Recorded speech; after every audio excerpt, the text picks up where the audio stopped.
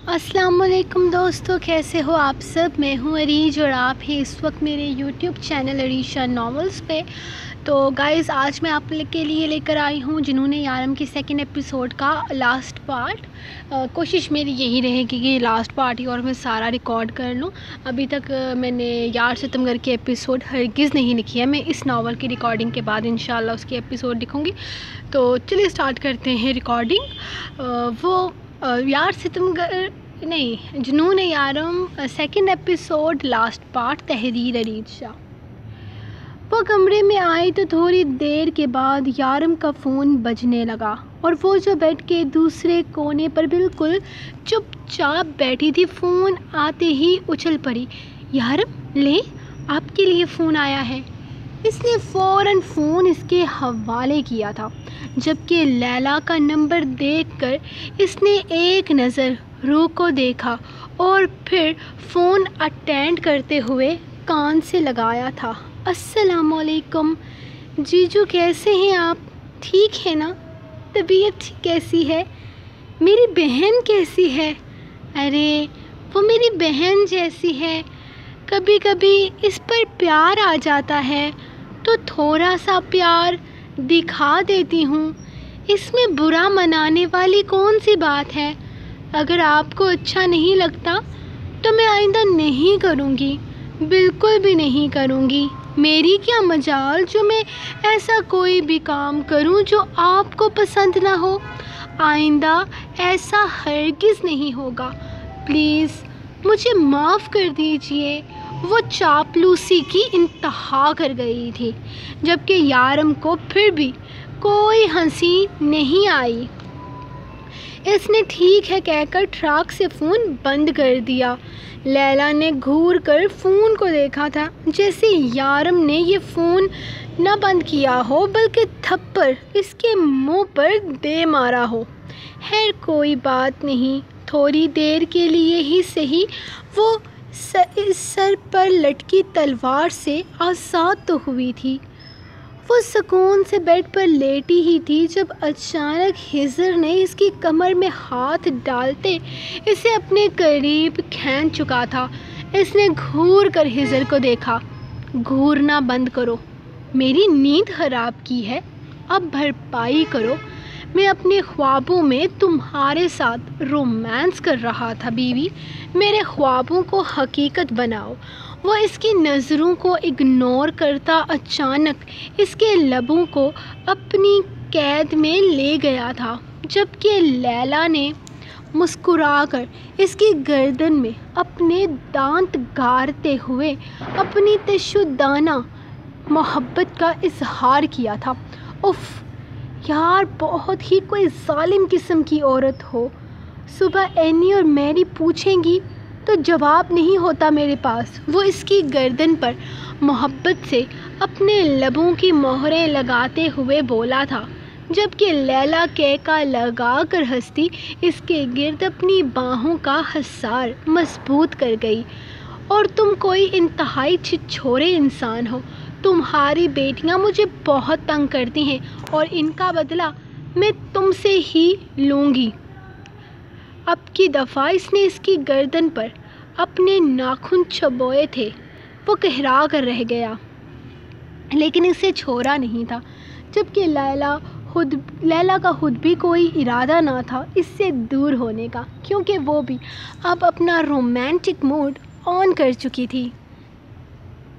लैला से बात होने के बाद रूह अब काफ़ी खुश थी, लेकिन यारम ने अभी तक कोई रिस्पॉन्स नहीं दिया था। वो इसकी तरफ से किसी बात का इंतज़ार कर रही थी, जबकि वो आंखें बंद करके लेट गया था। यारम, आप राज़ी हो गए ना? अब तो लैला ने भी बोल दिया वो दोबारा ऐसा नहीं करेगी तो मेरा नाम लेकर लैला से ज़बरदस्ती फ़ोन करवाने के लिए नहीं कहा था। मैंने ये कहा था कि इसे मना करो, लेकिन तुम इसे मेरा डर और दिखावा दे रही थी। मुझसे डर के तो कोई भी अपना काम छोड़ देगा रूह। میں نے تمہیں کہا تھا کہ تم اسے منع کرو. تم انکار کیوں نہیں کر پاتی ہو کسی چیز کے لیے؟ اگر تمہیں کچھ پسند نہیں ہے تو تم منع کرو. وہ سختی سے بولا جبکہ روح منہ بنا گئی تھی. مجھ سے نہیں منع کیا جاتا، اور ویسے بھی جب آپ میرے پاس ہوتے ہیں مجھے کسی کو خود سے کچھ بھی کہنے کی ضرورت نہیں. آپ کا ڈر ہی کافی ہے. وہ مزے سے بولی تھی، جبکہ یارم کو ہمیشہ کی طرح آج بھی اس بات کا یقین تھا کہ وہ پوری طرح سے اس پر ڈیپینڈڈ ہے. میں مانا نہیں ہوں، دور رہو. یارم، اس نے شدت سے پکارا. کیا؟ اب میں اپنے نام پر تو ماننے سے رہا. اچھا بتائیں کیا کرو؟ وہ پوچھنے لگی. کیا کر سکتی ہو تم میرے لیے؟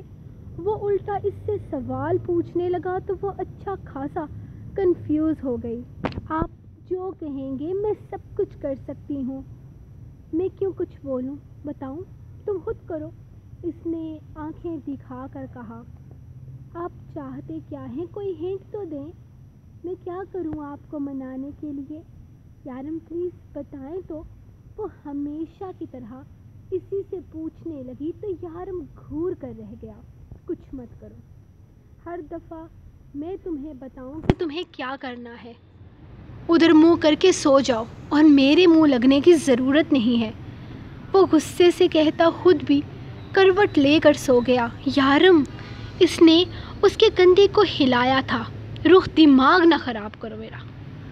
جب وہ لیلا تمہارے گال پر اپنی لپسٹک کے نشان چھوڑ رہی تھی تب نہیں ذہن میں آیا تھا کہ مجھے کس طرح سے مناؤ گی.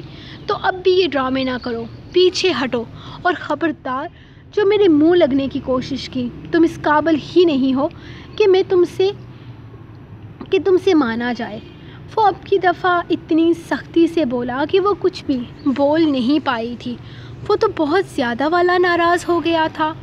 یارم، اس نے تھوڑی دیر کے بعد پھر سے اس کا کندھا ہلایا تو اس نے ایک جھٹکے سے اسے کھینچ کر اپنے ساتھ بیڈ پر گراتے ہوئے اس پر اپنا سایہ بنایا تھا.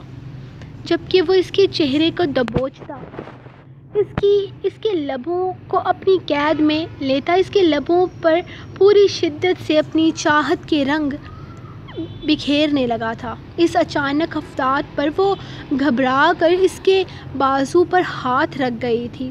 آپ مان گئے؟ وہ اس کے بالوں میں انگلیاں چلاتی اس کی جارحانہ لبوں کی گرفت اپنی گردن پر جا بجا بکھرتی محسوس کر رہی تھی. کیا کیا تم نے مجھے منانے کے لیے؟ اس کے لبوں کو ایک دفعہ پھر سے اپنی گرفت میں لیتا وہ کافی سختی سے سوال کرنے لگا. کیا مطلب؟ آپ نہیں مانے؟ وہ ہاتھ اس کے بالوں سے نکالتی اس کے سینے پہ لے آئی تھی، جبکہ وہ طنزیہ انداز میں اپنے ڈمپل دکھاتا اس کے لبوں کو شدت سے چوم رہا تھا. جائیے، اگر آپ نہیں مانتے تو میرے پاس آنے کی بھی ضرورت نہیں ہے. یہ سب کرتے ہوئے ناراضگی یاد نہیں رہتی؟ وہ نخرے دکھاتے ہوئے بولی تو یارم نے آنکھیں دکھائی تھی، جبکہ اس کی آنکھیں دکھانے پر وہ معصومیت سے منہ بنا گئی. یہ میری محبت ہے، میری دیوانگی ہے، میرا جنون ہے جو تم سے شروع ہو کر تم پر ختم ہوتا ہے. یہ میں کسی بھی حالت میں نہیں چھوڑنے والا. میں تم سے ناراض ہوں. تم مجھے مناؤ. کیسے مناؤ کہ میں نہیں جانتا، لیکن میں اپنے جذبات کو سکون تم سے ہی پہنچاؤں گا. بے شک تم سے ناراض ہی کیوں نہ رہوں. مجھے تم اپنے لیے مناؤ گی، میرے لیے نہیں. تو جو مجھے چاہیے وہ میں خود لے سکتا ہوں. مجھے تم سے پوچھنے کی ضرورت نہیں، اور نہ ہی میں تمہاری اجازت کا منتظر ہوں. وہ اس پر اپنی جان لیوا شدتیں نچھاور کرتا اس کے ہوش ٹھکانے لگانے لگا تھا، جبکہ وہ اس کی شدتوں میں پگھلتی اسے منانے کے آئیڈیاز سوچتے سوچتے اس کی شدتوں سے بے حال ہوتی اس کی باہوں میں ٹوٹتے بکھرتے کہیں گہری نیند اتر گئی تھی. لیکن یارم کا جنونیت برا انداز اسے صاف اشارہ دے گیا تھا کہ وہ آسانی سے اس سے ماننے والا نہیں ہے، لیکن وہ صبح اسے ضرور منا لے گی۔ صبح فجر کے وقت یارم کے فون پر کسی کی کال آ رہی تھی۔ وہ نماز پڑھ رہی تھی جب اسے یارم کا فون مسلسل بجتا محسوس ہوا۔ یارم جلدی میں فریش ہوتا باہر نکلا تھا۔ ایک بہت ضروری کام پر جا رہا ہوں، واپسی دیر سے ہوگی، وہ کمرے سے نکلتے ہوئے بس اتنا ہی بولا تھا، جبکہ روح دعا کے لیے ہاتھ اٹھائے بس اس کی خیریت کی دعائیں مانگی تھی۔ اب اسے نیند نہیں آنی تھی، اسی لیے نماز سے فارغ ہو کر وہ ریام کے پاس آ کر بیٹھی تھی۔ یارم کا اس طرح سے اچانک جانا اسے ہمیشہ پریشان کر دیتا تھا۔ ابھی وہ اپنی پریشانی میں ہی بیٹھی ہوئی تھی جب شونو بھی اوپر اس کے کمرے میں آ گیا۔ وہ ریام کی موجودگی میں کمرے میں نہیں آتا تھا، ہاں لیکن اس کے جانے کے بعد وہ روح کا سایہ بن کر اس کی حفاظت کرتا تھا۔ یارم اپنے آفس کے ایک ہڈن روم میں آیا تو شارف اور خضر ایک سائڈ پر کھڑے تھے، جبکہ ایک آدمی زمین پر گھٹنوں کے بل بیٹھا ہوا تھا۔ کچھ بولا یہ آدمی؟ اس نے خضر سے سوال کیا، جبکہ خضر نے نفی میں سر ہلایا تھا۔ وہ کوئی معمولی آدمی نہیں بلکہ اس شہر کا DSP تھا، جس کا ڈیول آج کل دشمن بنا ہوا تھا۔ ڈیول، میں اس بارے میں کچھ نہیں جانتا ہوں۔ یہ کیا ہے؟ مجھے تو آج تمہارے آدمیوں کے بتانے پر پتہ چلا۔ کون سی موم کی بات کر رہے ہو تم؟ میں اس بارے میں کچھ بھی نہیں جانتا ہوں۔ ہم نے کسی بچے کا قتل نہیں کیا ہے۔ ہم تو اس بارے میں کچھ جانتے بھی نہیں ہیں۔ یقیناً یہ ساری بکواس امجد نے تم سے کی ہوگی۔ وہ اپنے پاس سے کہانیاں بنا رہا تھا۔ وہ کچھ بھی نہیں۔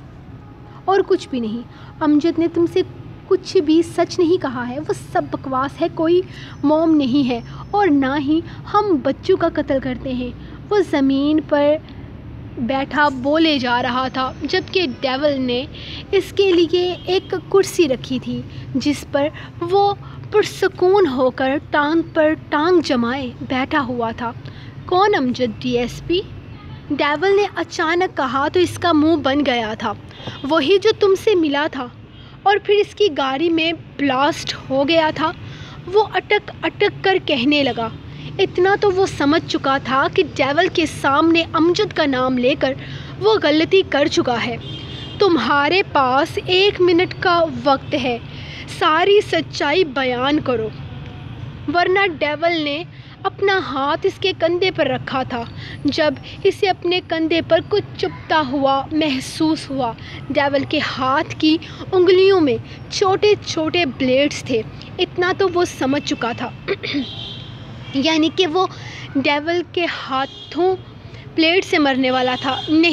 نہیں ڈیول، خدا کے لیے نہیں، مجھے بلیڈ سے مت مارنا، میں تمہارے سامنے ہاتھ جوڑتا ہوں۔ ہم صرف خوبصورت بچوں کو اغوا کرتے ہیں، ان پر ایکسپیریمنٹ کرتے ہیں۔ کچھ بچوں کی جلد بہت نازک ہوتی ہے، سڑ جاتی ہے، کچھ بچے اس موم کی نظر ہو جاتے ہیں۔ یہ صرف ایکسپیریمنٹ پہ شروع ہوا تھا۔ یہ لوگ 2 سے 2.5 سال کے بچے ڈھونڈتے ہیں اور پھر باقی کام آگے ٹیم ان سے کرواتی ہے۔ میں کچھ نہیں جانتا۔ میں اب تک ان لوگوں کو 6 کیسز سے بچا چکا ہوں۔ میرا کام صرف یہ کیسز پبلک ہونے سے روکنا ہے۔ پلیز مجھے بلیڈ سے مت مارنا، وہ تڑپتے ہوئے بول رہا تھا۔ جب ڈیول نے اپنا ہاتھ اس کے کندھے سے ہٹایا تھا، ہاں وہ اسے بلیڈ سے نہیں مارنے والا تھا، کیونکہ وہ معصوم بچوں کی جلد کو جھلسا دینے والا موم بناتے تھے۔ وہ لوگ ایک ایسا موم بناتے تھے جس سے انسانی جلد پر کوئی نقصان نہیں ہوتا تھا، صرف وہ جلد جم جاتی تھی اور پھر اپنی اصل حالت میں نہیں آتی تھی۔ اندر کی ہڈیاں اندر ہی پانی کی طرح گل جاتی تھی۔ ان کے ہاتھ تک نہ کانپتے تھے معصوم بچوں کو ختم کرتے ہوئے وہ خوبصورت بچے ڈھونڈتے تھے، لیکن کیوں؟ یہ کوئی بچوں سے بھیک منگوانے والا گینگ نہ تھا۔ اس نے ایک نظر اٹھا کر خضر کی طرف دیکھا، جس نے اپنی جیب سے ایک چھوٹی سی شیشے کی بوتل نکال کر اس کی طرف بڑھائی تھی، جسے تھامتے ہوئے ڈیول نے آہستہ سے کھولا۔ اس کے بیچ سے دھواں نکل رہا تھا، جبکہ وہ آدمی حیرانگی سے ڈیول کے اگلے ایکٹ کو دیکھ رہا تھا۔ وہ کیا کرنے والا تھا اس کے ساتھ، وہ سمجھنے سے قاصر تھا۔ تمہیں پتہ ہے، معصوم بچے اپنی تکلیف بیان نہیں کر سکتے، لیکن جب انہیں درد ہوتا ہے تب اس درد کی کیا انتہا ہوتی ہے، یہ میں تمہیں بتاتا ہوں۔ ہاں، تم اس قابل نہیں ہو کہ تمہیں پلیٹ سے مارا جائے، کیونکہ تم میں انسانیت نام کی کوئی چیز نہیں ہے، بلکہ تم تو درندگی سے بھرے ہوئے ہو۔ کبھی ان چھوٹے بچوں کو قتل کرتے ہوئے تمہیں یہ احساس نہیں ہوا کہ وہ کس تکلیف سے گزرتے ہیں۔ خیر چھوڑو، ان سب باتوں کا وقت گزر چکا ہے۔ یہ تمہیں پہلے سوچنا چاہیے تھا، کیونکہ ڈیول صرف سزا دیتا ہے، اور تمہاری سزا یہ ہے کہ تم بچوں کو موم سے جلاتے ہو نا، یہ بھی جلاتا ہے۔ تم جیسے درندوں کے لیے یہ موم بنایا گیا ہے۔ اس نے اپنے ہاتھ میں موجود ایسڈ کی طرف اشارہ کیا تھا، جبکہ وہ آدمی کانپ کر رہ گیا تھا۔ کیا ڈیول اس پر تیزاب پھینک کر اسے مارنے والا تھا؟ اسے یہی لگا تھا وہ اس کے جسم کو جھلسا ڈالے گا، بالکل اسی طرح جس طرح وہ ان بچوں کو موم سے جھلسا دیتے ہیں، لیکن ایسا نہ ہوا۔ ڈیول نے اگلے ہی لمحے اپنی کرسی چھوڑتے ہوئے اس کا چہرہ دبوچتے اس کا منہ کھولا تھا، اور پھر وہ شیشی اس کے منہ میں اڈھیل دی تھی۔ اس نے اس کا باہر کا جسم نہیں بلکہ جسم کے اندر کی آنتیں جلائی تھیں۔ اس کی دردناک چیخیں پورے کمرے میں گونج رہی تھیں، جن کی پرواہ وہاں موجود تینوں لوگوں کو نہ تھی۔ اس کی گردن سے سکن اکھڑ کر باہر کی طرف آ رہی تھی، یقیناً اندر کے ساتھ ساتھ اس کا باہر بھی جل رہا تھا۔ عجیب سی بدبو اٹھنے لگی تھی۔ تھوڑی ہی دیر میں اس کی چیخیں دم توڑنے لگی۔ ڈیول نے پرسکون ہو کر اس کی ساری چیخوں کو اپنی سماعتوں سے سنا تھا۔ خضر، مجھے اس کیس کے بارے میں ایک ایک چیز کی انفارمیشن چاہیے۔ یہ لوگ بچوں کے ساتھ ایسا کیوں کرتے ہیں؟ اگر بچوں کو مار ہی دیتے ہیں تو پھر انہیں ان بچوں کا کیا فائدہ ہوتا ہے؟ سب کچھ بتاؤ مجھے، ڈیول نے خضر سے کہا تھا۔ مجھے 2 دن کا وقت دو، میں سب کچھ پتہ کروا کر تم تک انفارمیشن پہنچاتا ہوں، خضر نے اسے دیکھتے ہوئے کہا، جبکہ وہ خاموشی سے کمرے سے نکل گیا تھا۔ یار اب یہ مت کہنا کہ اس گند کو میں اٹھا کر باہر پھینکوں۔ ہر دفعہ گندگی پھیلا کر صفائی پر مجھے لگا دیتے ہو۔ میں نے نہیں کرنا، شارف منہ بنا کر بولا تھا۔ تو ہی کرے گا، اور کون کرے گا؟ میرے بچے تھوڑی دیر یہیں رہنے دے جب تک اسمیل ختم ہوتی ہے۔ ہاتھ نہ جلا لینا اپنا، خضر نے جاتے جاتے اسے وارن کیا تھا، جب اس نے اچانک ہی خضر کی شرٹ پکڑ کر اسے اپنی طرف کھینچا تھا۔ اوپر والے بٹن بند کر تو یار، پوری دنیا کو چلا کر بتانے کی ضرورت نہیں ہے کہ تیری بیوی کتنی ظالم ہے۔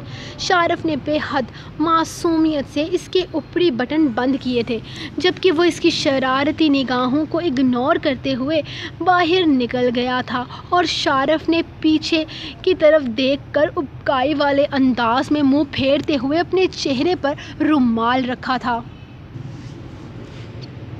وہ گھر واپس آیا تو رویام اسے سوئمنگ پول میں ملا تھا۔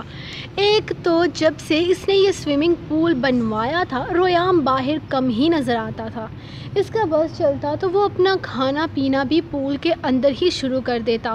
اس نے ایک شرارتی چمکتی نگاہ اس کے ننھے سے وجود پر ڈالی تھی اور پھر اپنی شرٹ کے بٹن کھولتے ہوئے اپنا موبائل اور والیٹ نکال کر سب کچھ سامنے میز پر رکھا تھا اور پھر آہستہ آہستہ اسے سوئمنگ پول میں اتارتا اس کے پاس آیا تھا۔ اسے اپنے پاس محسوس کر کے ریان نے مسکراتی نظر اس کی طرف دیکھا جب اچانک ہی یارم نے شیطانی مسکراہٹ کے ساتھ اسے اپنے قبضے میں لے لیا تھا اور پھر اگلے ہی لمحے گھر میں ایک دفعہ پھر سے شور گونجنے لگا تھا۔ روح جو کچن میں کام کر رہی تھی ریان کی ماما بچاؤ کی پکار سن کر فوراً باہر پہنچی۔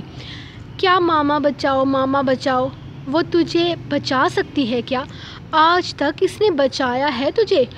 وہ نہ تیرے کسی کام کی نہیں ہے اور نہ ہی میرے کسی کام کی ہے، وہ مزے سے کہتا اس کی گردن میں منہ دیے اپنی داڑھی رگڑ رہا تھا، جبکہ اپنے بیٹے کی حالت دیکھنے کے بعد ریان کی جملہ بازی پر وہ تپ اٹھی تھی۔ یارم کی جملہ بازی پر وہ تپ اٹھی تھی۔ کتنی غلط بات ہے یارم، آپ کی ناراضگی دور کرنے کے لیے اتنی محنت کر رہی ہوں اور آپ ہیں جو بس کر دو روح بیبی، اتنے سالوں سے میرے ساتھ ہو، تمہیں اب تک یہ نہیں پتا کہ تمہارے شوہر کے دل کے دروازے میدے سے ہو کر نہیں گزرتے۔ عجیب ڈرامے ہیں تمہارے، جب ناراض ہوتا ہوں کچن میں گھس جاتی ہو اور کوئی طریقہ نہیں ہے تمہارے پاس منانے کا۔ وہ ہنسا، ناراض محسوس ہوا تھا۔ آپ بالکل بھی اچھے نہیں ہیں یارم، آپ کے لیے اتنے پیار سے بریانی بنا رہی ہوں۔ وہ منہ بناتے ہوئے بولی، ہاں میں بالکل اچھا نہیں ہوں لیکن میرا ڈمپل اچھا ہے۔ اوہ یاد آیا، اب تو میرا ڈمپل بھی اچھا نہیں ہے کیونکہ وہ بھی اس چوزے نے چوری کر لیا ہے۔ وہ ایک دفعہ پھر سے ریان کی طرف متوجہ ہوتا اس کے گال پر اپنی تشددانہ محبت نچھاور کرنے لگا۔ بس بہت ہو دیا، اب میں ایکشن لوں گا، بس بہت ہو گیا، اب میں ایکشن لوں گا، وہ منہ بناتے ہوئے بولا، جبکہ یارم نے اس کے لٹکے ہوئے ہونٹ دیکھتے ایک دفعہ پھر سے اس کے چہرے پر اپنے جارحانہ بوسوں کی تعداد بڑھائی تھی۔ کیا ایکشن لے گا بتا؟ تجھے ڈشوں کرنا ہے؟ چل آ جا باہر، دونوں مل کر ڈشوں کرتے ہیں، آج دو ہاتھ ہو جائیں تیرے ساتھ۔ وہ اسے اٹھا کر اوپر کی طرف لٹکاتا سوئمنگ پول سے باہر نکالنے لگا تھا، جبکہ وہ مسلسل شور مچا رہا تھا جسے یارم کوئی اہمیت نہیں دے رہا تھا۔ اسے باہر صوفے پر لاتے ہوئے اس نے ہمیشہ کی طرح اپنے جارحانہ پیار اس پر لٹایا تھا، جس پر روح اپنے کان بند کرتی کچن میں چلی گئی تھی، کیونکہ ریان کو بچانا سچ میں اس کے بس سے باہر تھا، اور وہ بھی تب جب یارم ناراض ہو۔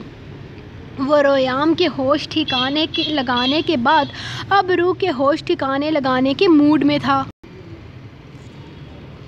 جب ریان کی نظر اس کے ہاتھ پر بندھی پٹی پر گئی تھی، درد، اس نے یارم کا بازو پکڑتے ہوئے اس سے پوچھنا چاہا تھا، جبکہ اپنی حالت اس وقت سرخ ٹماٹر ہو رہی تھی۔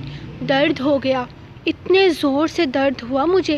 اس نے ریان کو اپنی گود میں بٹھاتے ہوئے اپنا ہاتھ اس کی گود میں رکھا تو اس نے بڑی معصومیت سے اس کے ہاتھ پر چومتے ہوئے اس کے درد کو راحت پہنچائی تھی۔ آج اس آدمی کو تیزاب سے ختم کرتے ہوئے تھوڑا سا تیزاب یارم کے ہاتھ پر گر گیا تھا، جس پر خضر اسے زبردستی پٹی کروانے میں کامیاب ہو گیا تھا، ورنہ اس کا ارادہ اس کا جلا ہوا ہاتھ دیکھ کر روح تو پریشان ہوتی ہی ریان بھی ہزار طرح کے سوال کرتا۔ اب تو درد ہے نا؟ آپ تو پیال تلوں گا لیکن پھر ایشکن لوں گا۔ آپ کو درد ہے نا؟ میں آپ کو پیار کروں گا لیکن میں ایکشن بھی لوں گا۔ وہ معصومیت سے کہتا، اس کے ہاتھ پر اپنے لب دوبارہ رکھ گیا تھا۔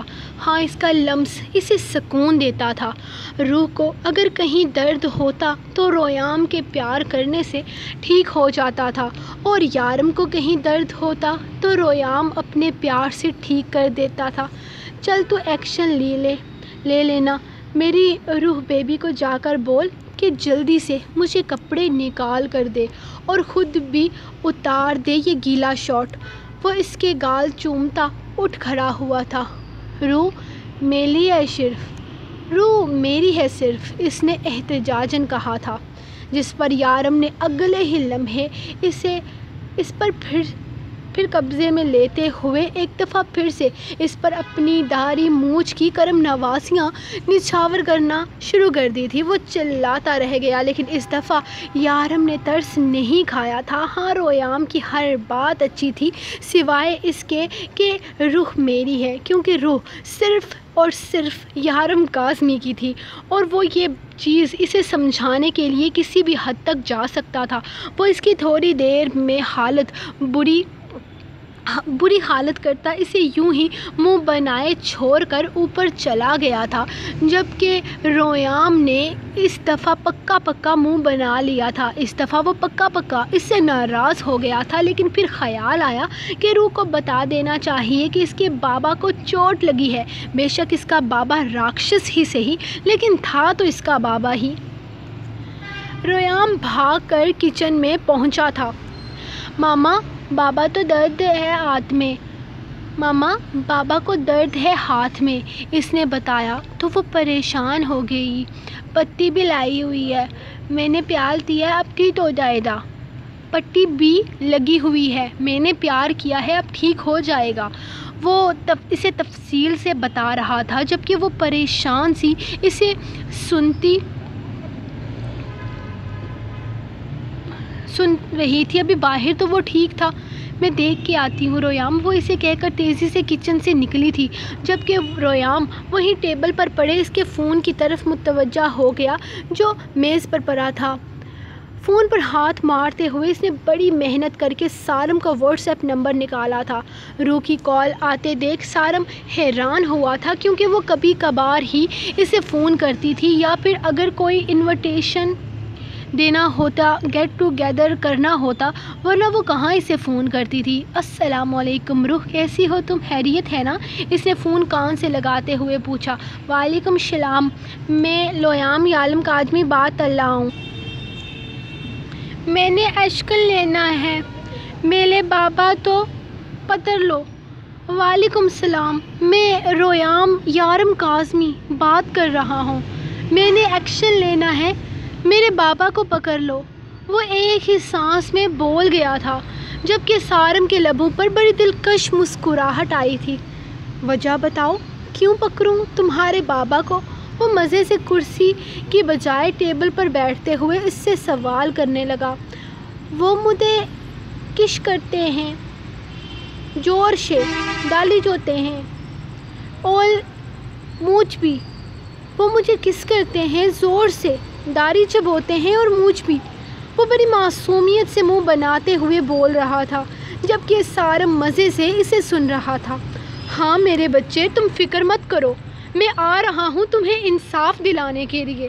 میں تم پر مزید کوئی تشدد نہیں ہونے دوں گا۔ میں آ رہا ہوں ہتھکڑی لے کر، تمہارے بابا کو پکڑ کر جیل میں ڈال دوں گا، پھر وہ کبھی تمہارے ساتھ ایسا سلوک نہیں کریں گے۔ وہ مزے سے اسے اگلے ہی لمحے آفس سے اٹھ گیا تھا، کیونکہ اسے جلدی سے جلدی یارم کے گھر پہنچنا تھا۔ آخر اس کے بھتیجے نے اس سے انصاف مانگا تھا۔ سر، ہمارے ڈی ایس پی سر کی لاش ملی ہے، بہت ہی بری حالت میں۔ وہ کسی نے تیزاب سے ان کے اندر کی ساری باڈی جلا دی ہے۔ حالت اتنی خراب ہے کہ دیکھا تک نہیں جا رہا۔ تیزاب سے نہ صرف اندر کی باڈی جلی ہے، بلکہ باہر کی جلد بھی جھلس کر گل چکی ہے۔ اتنی بری حالت ہے کہ بیان نہیں کی جا سکتی۔ معلومات سے پتہ چلا ہے کہ یہ ڈیول کا کام ہے۔ اس کا ورکر اسے بتا رہا تھا۔ ڈیول کا کام کیسے ہو سکتا ہے؟ وہ تو بلیڈ سے مارتا ہے نا؟ وہ کنفیوز سا اس سے پوچھنے لگا۔ سر، کہا نہیں جا سکتا اسی نے مارا ہے یا نہیں، لیکن ایک انفارمیشن کے مطابق خبر ملی ہے کہ ڈیول آج کل ڈی ایس پی سر کے پیچھے لگا ہوا ہے اور کیسے بھی ان تک پہنچنا چاہتا ہے۔ سر، آج صبح تقریباً 3 بجے کے آس پاس انہیں گھر سے اٹھوایا گیا تھا۔ وہ آدمی پتہ نہیں کیا کیا بول رہا تھا، جبکہ سارم کے دماغ میں تو بس ایک ہی چیز چل رہی تھی۔ کل ہیزر نے صاف الفاظ میں اس سے کہا تھا کہ وہ لوگ میٹنگ روم میں اس کے ڈی ایس پی کو مارنے کی تیاریوں میں لگے ہیں۔ ایک ہی دن میں انہوں نے ڈی ایس پی کا کام تمام کر دیا تھا۔ حد تھی، اب اس کی تنخواہ پھر لمبے ٹائم کے لیے رک جانی تھی۔ کم سے کم اس کی تنخواہ تو آنے دیتے۔ اب گورنمنٹ نے یقیناً ڈی ایس پی کی موت کا صدمہ تقریباً 1-1.5 ہفتے تک منانا تھا، اور پھر 1-1.5 ہفتے تک اس کی تنخواہ لیٹ ہو جانی تھی۔ وہ جھنجھلا کر رہ گیا تھا۔ سو گائز، یہ تھی آپ لوگوں کی سیکنڈ ایپیسوڈ کا 3rd پارٹ، لاسٹ پارٹ۔ کل سنڈے ہے، اور یار میں نے ایک فیصلہ کیا ہے کہ جنون یارم کی چھوٹی ہی ایپیسوڈ دوں، لیکن ڈیلی دینے کی کوشش کروں۔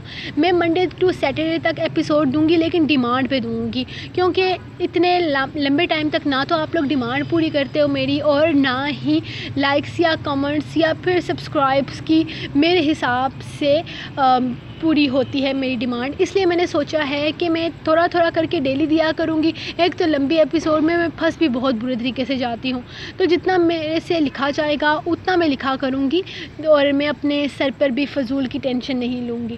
تو خیر، ابھی میں عید کے بعد ہی کوئی فیصلہ کروں گی کہ مجھے کیا کرنا ہے۔ خیر، یہ تھی آپ لوگوں کی آج کی ایپیسوڈ، اسے انجوائے کیجیے۔ تو کل سنڈے کو ایپیسوڈ نہیں آئے گی، کیونکہ ابھی تک پچھلے ہفتے کی ایپیسوڈ 45,000 سبسکرائبرس پہ آنے والی تھی، لیکن افسوس، سرد افسوس کہ ابھی تک میرے چینل کے 45,000 سبسکرائبر نہیں ہوئے، اور ایک اور ہفتہ گزر چکا ہے۔ تو آپ لوگوں کے لیے شاید یہ بات نارمل ہوگی، کوئی ویلیو نہیں کرتی ہوگی، لیکن میرے لیے کرتی ہے، کیونکہ میں بہت محنت سے لکھ رہی ہوں۔ خیر، ملوں گی میں آپ کو رات کو یار ستمگر کی ایپیسوڈ کے ساتھ۔ تب تک کے لیے اپنی ڈاٹا کو دیں اجازت، اور دعاؤں میں یاد رکھیں۔ اللہ حافظ۔